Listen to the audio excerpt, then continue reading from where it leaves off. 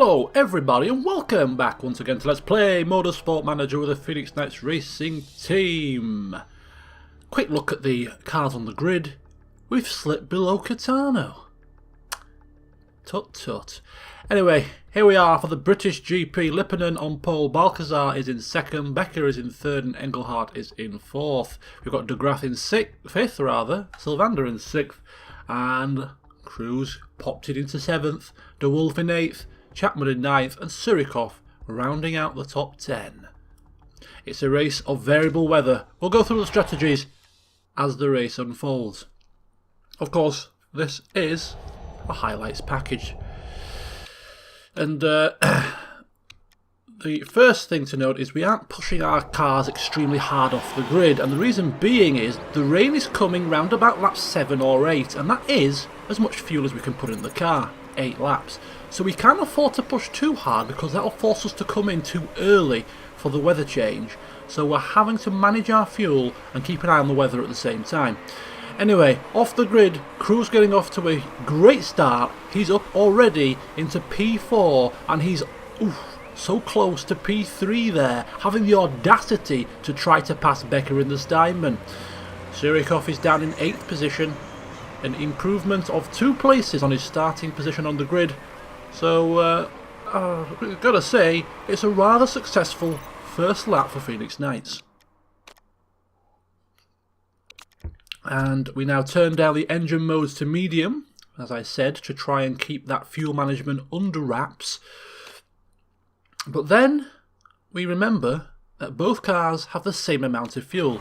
They probably can't come in on the same lap, and therefore one of them has to come in a lap early, so can probably push a little bit longer.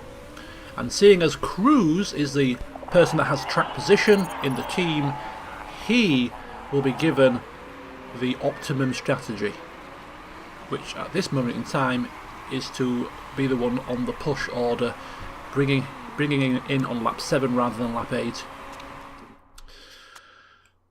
So it's all about careful management here, including tyres.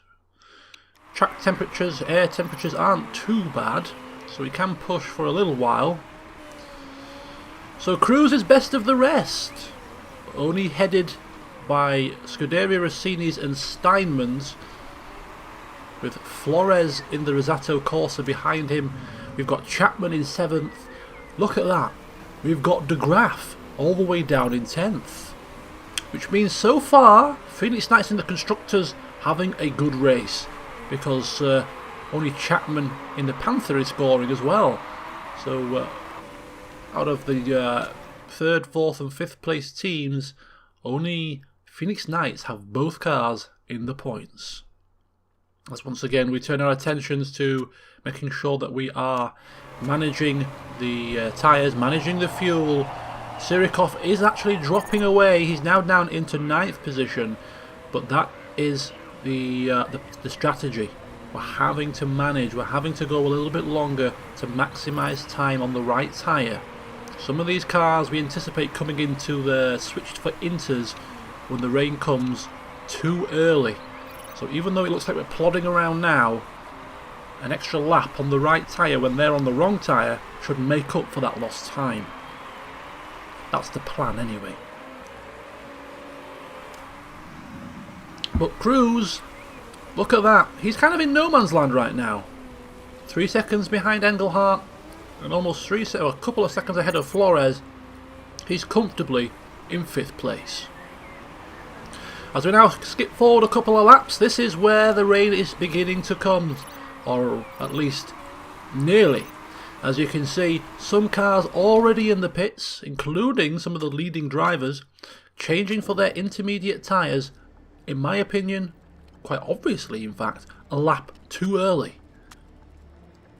So Cruz is going to get an extra lap on the dry tyres on a dry track, which should certainly help him catch the cars ahead of him, and hopefully also gain more time on the car behind, or eke out more time for a bit more comfort.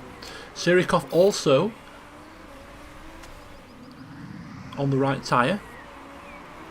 So we're pushing Cruz now, we're pushing him hard for his in lap. He's got fuel in hand and the tyres are in decent shape.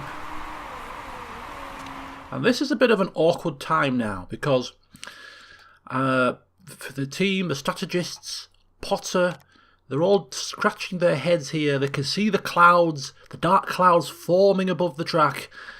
And they're wondering, we have enough time in hand to stack both cars on the same lap here. We have time in hand to bring both cars in without causing a detriment to Surikov behind.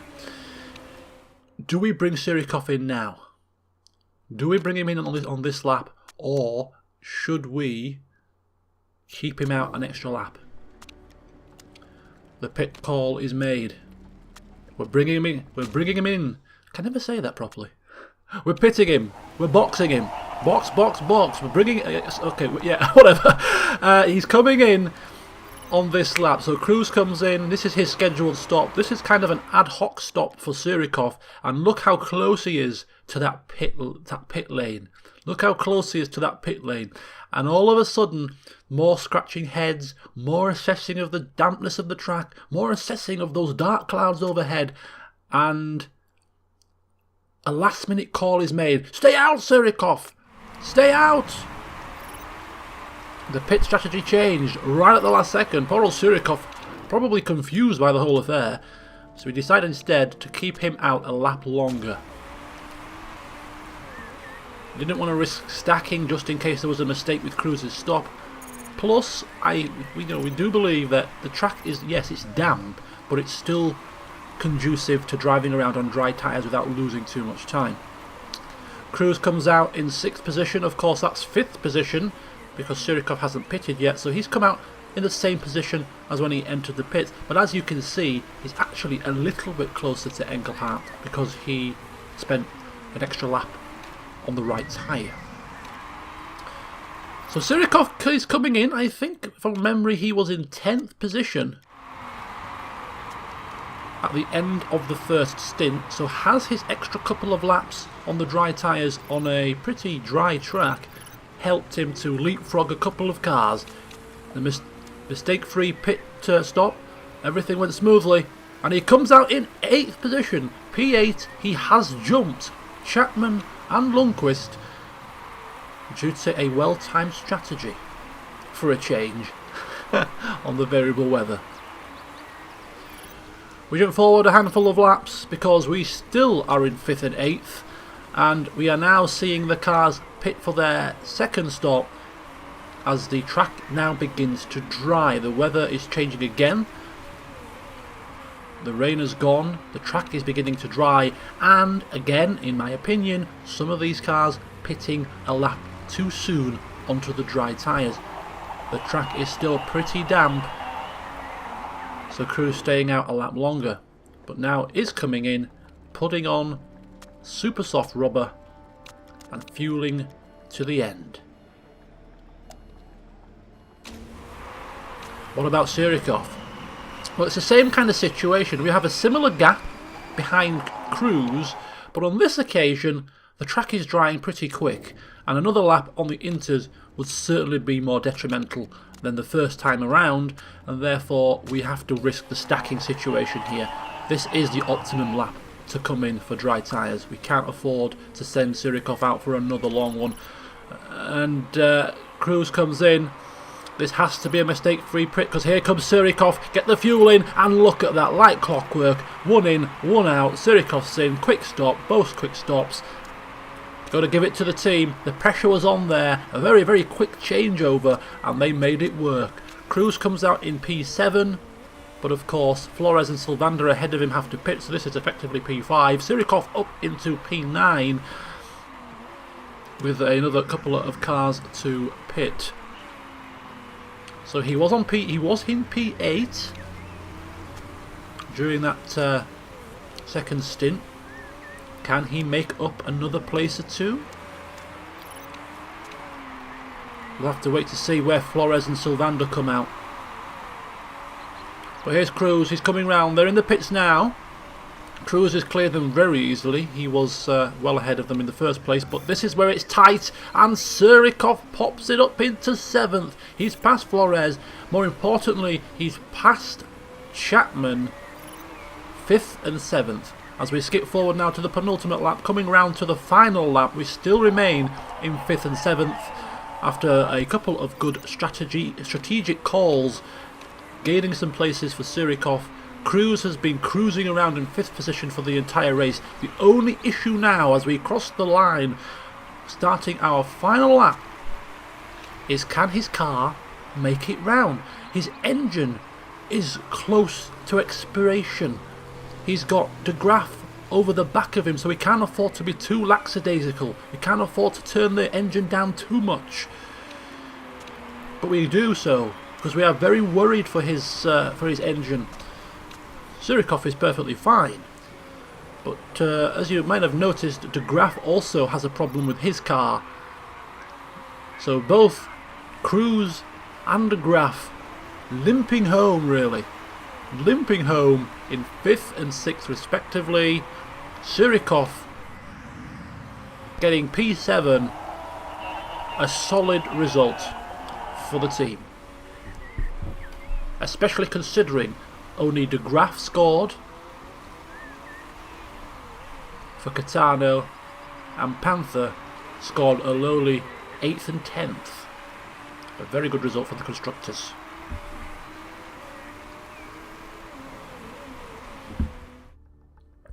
So here are the standings. Lipponen wins again, which is the main thing to take away from that graphic. And you can see we scored 16 points there, which is really going to be helpful in the constructors. Alessandro Cruz slots back up ahead of Surikov in the drivers. And yes, look at that. We now have a 7-point cushion to Kitano and a 30-point cushion to Panther. It's looking like a 2-horse race for 3rd place. But we now have moved up. Can we keep it up? That is the question. Alright, so normally I would skip to the next race during this highlights package. However, some rather interesting things happened during the pre-race shenanigans. First of all, we are equipping new gearboxes. Our great gearbox that has got a low risk but maximum reliability is ready. And we're increasing the reliability of our, I think it was our average, which has the same performance level of 1710. So we have improved gearboxes for the next race. Second of all, we had a bit of cash in hand, and considering that we have been becoming a cropper of weather conditions and our strategy, we decided to upgrade our weather forecast centre to allow us to see further into the future in the races to hopefully better plan. That's been partly funded by an additional boost of money from the chairman. How very kind of him. But this should hopefully help us big style when it comes to wet dry races and forming the correct strategy. And with the implementation of our gearbox, you can see we have moved back up to 4th place on the grid with our car. Right, it's time for us to contemplate paying 1 million to change one of the rules. Now normally we don't engage in this. Our first thought was maybe we could change the merit payment system. We're getting towards the top of the table. Could we benefit from a higher weighting towards the top end teams? But then Potter had an epiphany. What is our weakest part? It's the front wings. They are really hampering our performance. If we pass a ruling for spec front wings next season, that would normalise the front wings so we all have the same, and therefore would eliminate our significant current disadvantage. Yes, the World Motorsport Championship is the pinnacle of motorsport. We should be free to develop everything we want, and that's technically true. However, it's a cutthroat business, and we're struggling with our front wing, and therefore spec front wings would be a massive, massive equaliser. Apparently, this won't benefit us in the long run, and maybe it won't. In the short term, however, it's certainly a must-pass ruling. We have the 8th best front wing on the grid. With this, it's a level playing field. Our other parts are really good now, and therefore I anticipate with spec front wings, our car would be easily the 3rd best on the grid. So we actually spend some money to change a vote to our favour. The trouble is, of course, that's just to propose the change. We have to get it to pass. Can we do it? Well, we have some significant voting of power. And we decide to use 4 votes. We could have used all 6, but there is another rule change that I want to block later in the season for spec breaks.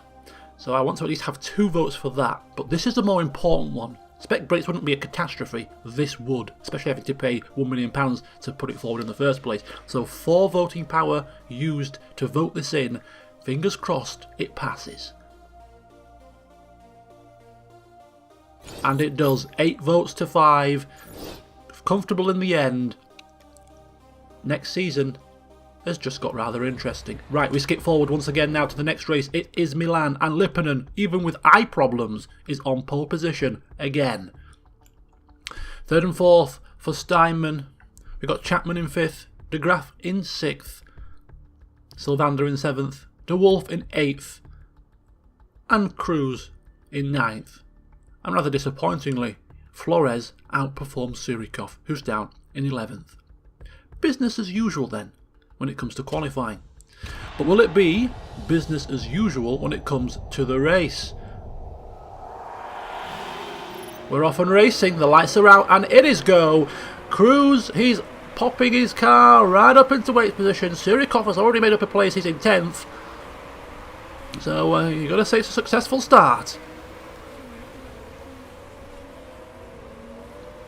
Now what we'll do is we'll stay with this race for the entire first stints, and in terms of the strategies, what we anticipate doing is we anticipate bringing Cruz in on lap 4, a very short first stint, and get Surikov, and get him into some clear air and out of the traffic, and try and get an undercut going, because he was the one that was down in 11th position, just in case he got off to a bad start.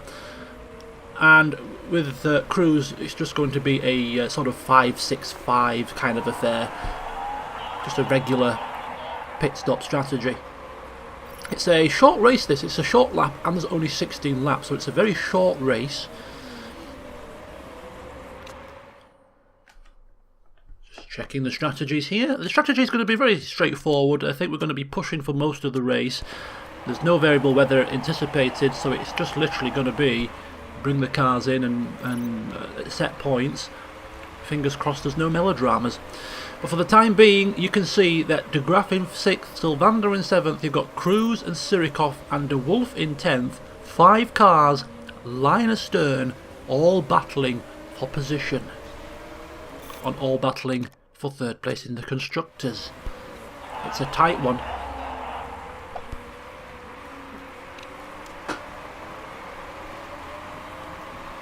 But at this moment in time, nobody is passing anybody.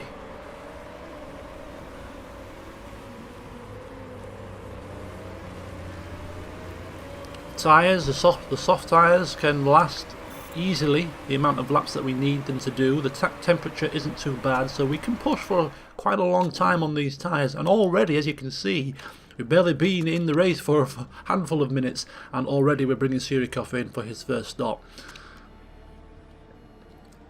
So his second stint is going to be a 6-lap stint, and of course now we can afford to push him on his in-lap to see if he can make up a place or two, and indeed he does make up a place at the detriment to his teammates. He's passed Cruz.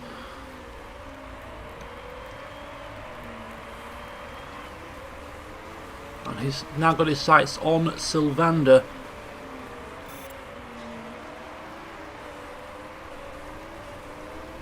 Coming around now to the final curve, and right before his pit stop he just gets ahead. So he's in the pits now. Everything seems to be going smoothly so far as we prepare Cruz for his stop.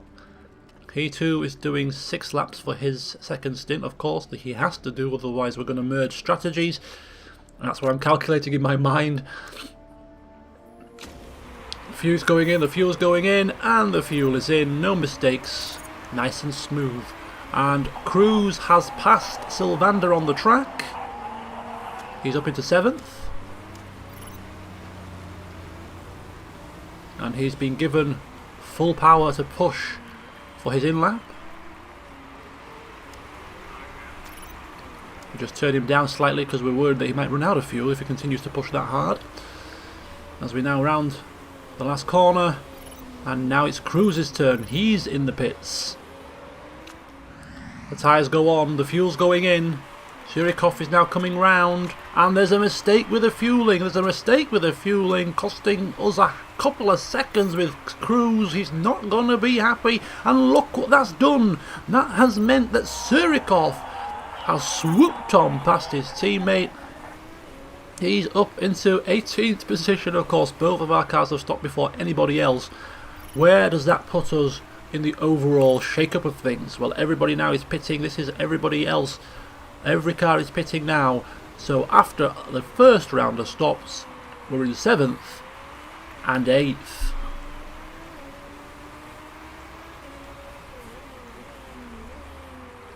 Just bear with me, trying to find my marker here. There we go. So we're in 7th and 8th, and as you can see, we skip forward to the penultimate lap. We cut out the second set of stops, and the reason being is, as you can pretty much see, if you go back to the standings before I cut away to this, it was a very, very processional race. Lipponen, Becker, Engelhardt, Balcazar, De Graaf, Chapman, Surikov, Cruz, Sylvander and Fox.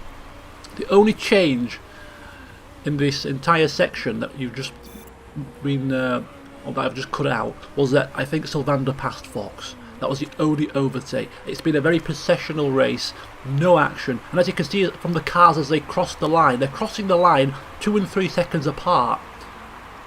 It was a very strange race that nobody was close to anybody after the first set of stops. It was like everybody was just like 2 seconds up the road in a procession. So 7th and 8th overall, not a bad result. Of course, scrutineering is now important because we have an illegal part on our car. But this time, it goes unnoticed. 10 points for Catano. 10 points for Panther. 10 points for us. And therefore, there is no change in the constructors' standings. But there is change in the drivers because Surikov now goes a point ahead of his teammate. It's nip and tuck. And we maintain 3rd position in the constructors after round 9. We're into the second half of the season officially now. Can we keep pace? It's going to be tough because we know that Catano, developed their car aggressively. But we're going to do our best. See you in the next race.